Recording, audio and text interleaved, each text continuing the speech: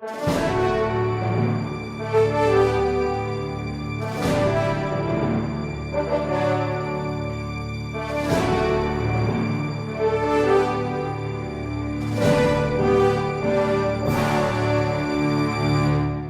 Resposta Católica de hoje, gostaríamos de responder a pergunta da Maria Raquel de por que o ateísmo é tão comum nas universidades.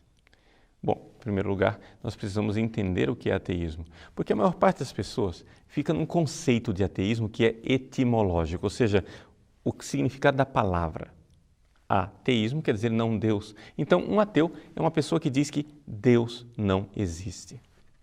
Mas, se nós formos ver no Catecismo da Igreja Católica, no número 2123 e seguintes, nós iremos ver que, na realidade, o ateísmo é um fenômeno muito complexo, é um fenômeno que tem várias facetas e que esta definição etimológica ela não é suficiente. Mas, se nós formos coligir, recolher todos os tipos de ateísmos, nós iremos ver que eles terminam numa atitude fundamental. E a atitude fundamental do ateísmo é a seguinte, que o homem se declara autônomo. E, para que haja autonomia do ser humano, eu preciso afastar completamente que haja uma outra divindade. Por que eu uso a palavra outra divindade? Porque, na realidade, não existe ateísmo.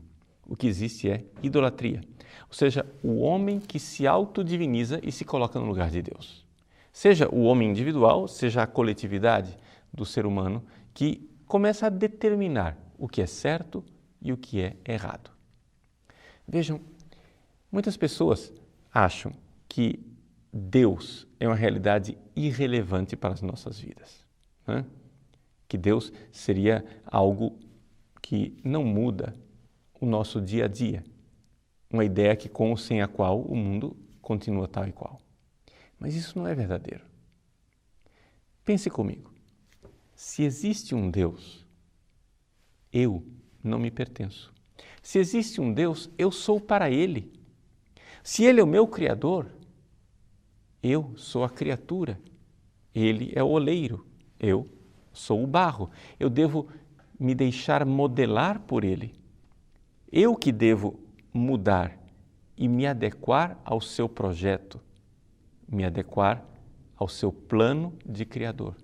Portanto, isso muda a minha vida completamente. Ora, o que é que nós vemos na realidade, na prática das nossas universidades no dia a dia? O que nós vemos é que o momento de entrada na universidade é o momento em que as pessoas começam a conhecer um liberalismo moral muito grande. Isso não é simplesmente uma ideia minha, isso é uma realidade que pode ser constatada estatisticamente. O público universitário, moralmente, é muito mais liberal do que as pessoas que não são do ambiente universitário. E é este liberalismo moral que termina fazendo com que tantos jovens deslizem na direção do ateísmo. O caminho é muito simples. O jovem começa a pecar, seja por ir às baladas, seja por pecados sexuais, seja por qualquer tipo de transgressão. O jovem transgride. E é evidente, aquilo para um jovem que está entrando no mundo universitário, que talvez carregue consigo algumas noções religiosas trazidas da família, aquilo causa um conflito interno. Mas eis que então o professorado da universidade ou até os próprios colegas vêm com a solução mágica. Por que é que você está com esses dramas interiores? Tudo é tão relativo. O certo e o errado somos nós quem determinamos. E então a pessoa é introduzida no relativismo moral. O relativismo moral que diz o seguinte: para mim existe um certo e um errado, para outra pessoa existe outro certo e outro errado.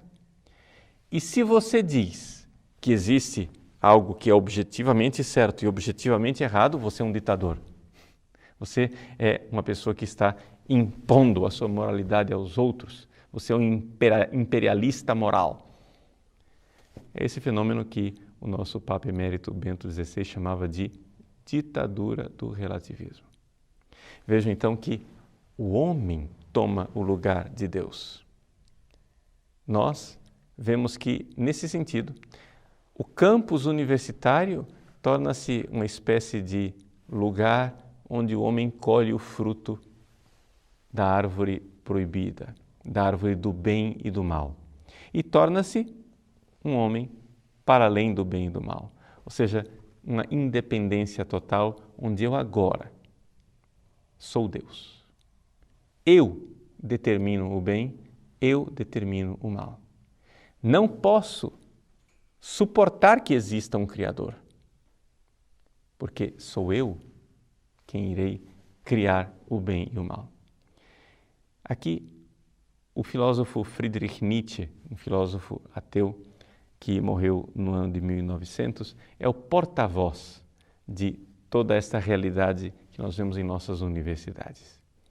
No seu famoso livro Assim Falava Zaratustra, num capítulo chamado Ilhas Bem-Aventuradas, Nietzsche diz o seguinte aforisma: meus irmãos, eu irei abrir-vos claramente a minha consciência. Se existissem deuses, como suportaria eu não ser um Deus? Logo, os deuses não existem. Vejam que este raciocínio de Nietzsche não é um raciocínio científico, é uma falácia total. É algo que não se sustenta cientificamente, mas que é bastante convincente interiormente para pessoas que vivem o drama de sua consciência. Eu vivo na imoralidade. A minha consciência me acusa e diz: Deus não quer isto. Como resolver? Ao invés de ir para o confessionário, pedir perdão e fazer um novo propósito de emendar a minha vida, é muito mais fácil, com uma canetada, tirar Deus da lista. Assim, se a minha consciência me acusa, isso é porque eu recebi uma formação quadrada, conservadora e ultrapassada. Nós estamos nos tempos modernos. Nós sabemos muito bem que aquilo era o pecado antigamente, mas as coisas mudam. Cada geração e cada época determina aquilo que é pecado, que é bem ou que é mal. Ou melhor ainda, cada pessoa pode determinar o que é bem e o que é mal. E sendo assim, nós somos deuses. Nós nos colocamos no lugar de Deus. Por isso, na nossa universidade, o que nós temos não é um crescente ateísmo, mas uma crescente idolatria. É o ser humano que se colocou no lugar de Deus. E já que esta atitude idolátrica é bastante incômoda interiormente, então é melhor eu criar uma farsa e fazer de conta que Deus não existe, porque assim Ele não irá me incomodar. Na realidade, então, as nossas universidades são especialistas em, no seu ambiente universitário, amordaçar a voz da consciência dos nossos jovens.